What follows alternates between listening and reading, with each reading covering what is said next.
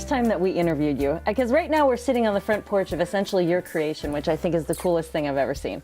It's not completely my creation. There's a lot of other people that their work went into it. But the first time that we got together, or you came out to see the Healing Waters group, was up at Reflection Lake. Yes. In 2000. And it was pouring down rain. 2010 in the rain? I think it was. Yeah. I think it was. Yep. So talk to me about how the program has grown. I mean, you have grown in the program. You are still actively involved in the military. Yep.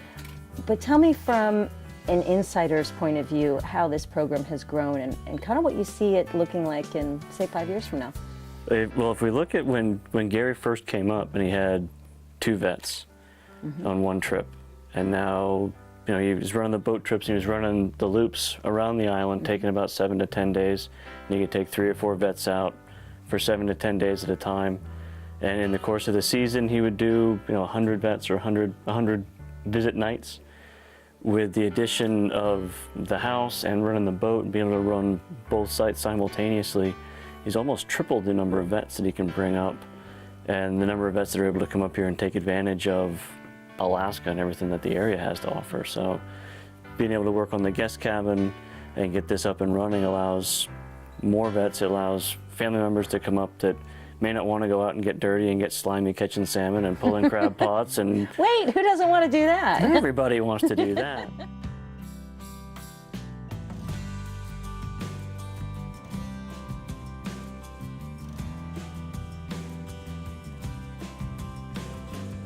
He was in country and he got blown up with an IED, lost his lower jaw, lost his eye, one of his eyes. And you think everything about him, he was one of those motivated ranger type people, would destroy his personality, but it just made it shine, didn't it? Yeah. And he's just a big teddy bear, right? And he is a big boy. Anyway, Walter Reed, she came back and was visiting him and he asked her to marry him and she agreed to. But he couldn't, when he kissed her, he couldn't feel because all this was graft. And so they went to Lourdes in France and he prayed for a miracle. He said, I still can't feel hot coffee or tea, but when I kiss her, I can feel those lips. Oh, that's so sweet. So wow, that's a lot of nights in basically 3 months. Yeah. So when will your I wanted to know, you know, we've seen the house, it's gorgeous. Thank you. Why Ketchikan? How did you end up here? There's got to be a backstory. There is. In 2007, my sister-in-law approached me about Project Healing Waters. In 2009, I wanted to end my work career, so I started working with disabled veterans out of the Long Beach Hospital. In 2010, I hooked up with Project Healing Waters in Long Beach, California, and started working with that group of people.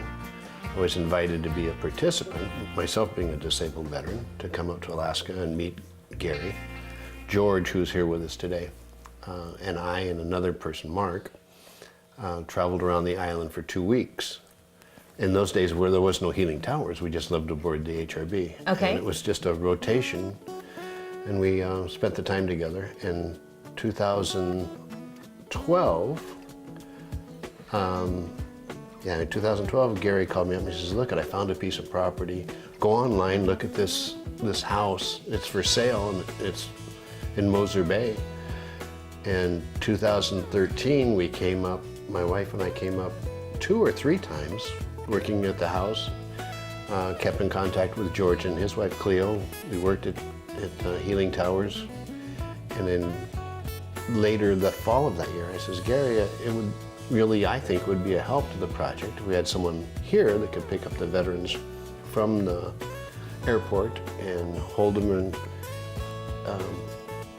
till you came into town, and then take your other veterans back to the airport, and people could do the shopping and the local things that need to be done here in town. Why do I feel like this is somehow reminiscent? This is like the real estate version of your trip to Murray Pacific.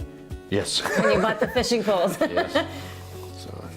But it came about that in fall of that year, we saw the house.